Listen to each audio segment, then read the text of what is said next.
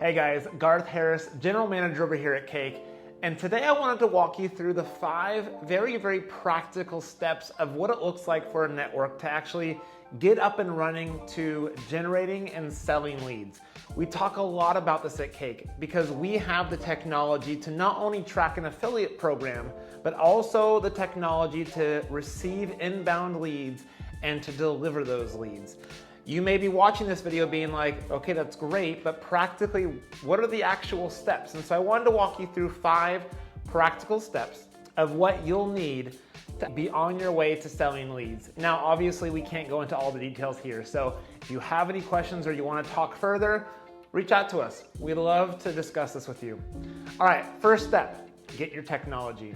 You need a technology that can receive an inbound lead and route that lead. That's why we call it lead distribution or lead routing, because you need the technology to actually bring in the lead, validate the lead, and then actually disperse it to a buyer.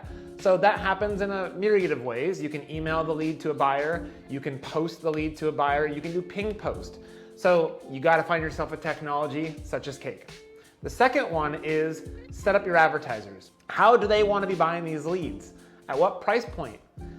Where do they want these leads to be from? Oftentimes in the services industry, we're talking about actual zip code or city or state filters. We're talking about specific criteria within the lead itself, such as if we're talking about a mortgage lead, what's their loan to value? What is their credit score? What's their income? We're looking at very specific criteria that will then determine where that lead goes, right? So that's setting up your advertisers and the contract that you have with them as to why you're going to sell them a certain lead or not. All right, the next big step, maybe this seems a little obvious, but you got to generate your leads. Now, in today's day and age with all the compliance and privacy regulations, you have to be very careful about not only where you get your leads from, but what you're communicating to the leads themselves. So that's why when we talk about generating leads, you're generating that lead because you then need to communicate to that consumer who is going to be purchasing that lead data down the road. So this means you're building landing pages, you're creating content, and you're driving consumer behavior to actually fill out the form and allowing them to feel safe and confident to give them things such as their first and last name and what type of service they're interested in. And then from there, you are then leveraging step number 1, the technology, to determine which advertiser or buyer you're selling that lead to so that you can then communicate back to your consumer, hey, this lead is going to be delivered to this buyer. Do you agree?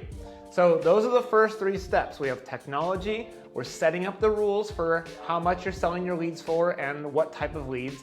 And then we're also generating these leads on your own landing page. Now, in that process of generating your leads, which is step number 4, we are validating the data. We don't want to just deliver any old data to our advertisers or buyers. Why? Because they're going to determine that your quality is not high enough for them and they're not going to pay you enough. Or they may just kill off the relationship altogether. So you need a technology that can also validate that data to ensure that it's good data. It's not a bot. It's not somebody filling out just bogus information.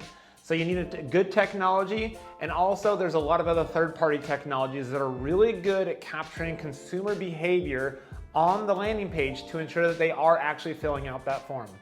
Lead validation is one of the most important things you can do. And then finally, step 5. You've generated your lead, you've sold it to the advertiser, you've made your cost per lead, your CPL, but that's not where it stops. Gauging the quality of that lead downstream is step number 5. What happened to that lead? Did they buy the service? Did your buyer close them on a contract? That's gauging the quality of the lead downstream and ultimately what we call closing the loop. All right, guys.